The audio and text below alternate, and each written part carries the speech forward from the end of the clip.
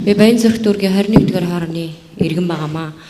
За энэ 21-р хороонд одоо 23 онд нэг айхтар үер болсон. Тэрийг бол хүмүүс санаж байгаа бох.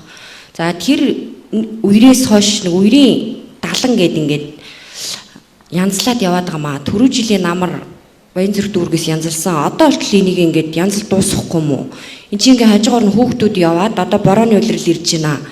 Тэгээд хөл алдаад хүүхд гихгүй насан турш хүмүүс ч гэсэн шүн орой үуч ингээ явуул айгу аюултай энийгээ хийзээ хийж дуусгах юм бэ. За тэгээд энэ 21-р хорооны задгаа хэсэгт амьдарч байгаа иргэдийнхаа тогны асуудлыг хизээ шийдэж өгөх вэ? Эрчим хүчин дээр бол үнэхээр хүндрэлтэй. Нэг айлаас ингээ тогоо дамжуулаад баг ингээ дарав марв айл авцсан байгаа. Тэгээд яг үнэндээ хүүхдийн ирэх гэ яриад байдаг боловч хүүхдүүд 21-р зуунд харанхуй орчинд амьдраад байна. Та бүхэн тэр орчинд очиод нэг 2 цаг тоггүй байгаад үзэж яг тэр газар дээр нь очиод ингээд нөхцөл байдалтай танилцаач ажлын албаараа гэж хэлмээр байна. За тэгээд тэр үерт ороод богдын даваа гэдэг газар руу нэг 30-40 айлд газар олгосон байд юм аа.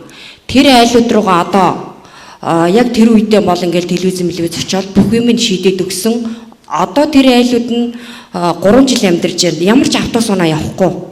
Тэр айлууд өчнөө олон хүүхэдтэй хөгжлийн бэрхшээлтэй иргэд өргөдөлгөөлсөн ээж аав, өндөр настан ийм хүмүүс амьдарч байна. Үнэхээр ингээд өвлийн хүйтэнд бол тэр хүмүүс ингээд доош ингээ хүүхдээ ингээд зарим нь ингээд үүрцэн, нял хүүхдээ бол ингээд уут муутанд хийцэн явж идэг ингээд хүмүүс харагдчихдаг. Тэг яг бид нар ингээ машин тэрэгт явах үедээ бол ингээ төхөөлөд өгдөг. За энэ ингээ тэр айлын хүн явж байна ингээ төхөөлөд өгдөг. Тэр болгон бол тэгж таардаггүй.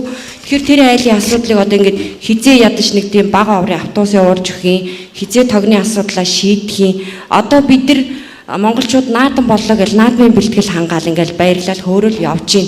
Тэгэхэд тэнд амьдарч байгаа айлуу за тог авсан айл маань хизээ тог салгачих бол. Одоо наадмаар яах вэ ингээ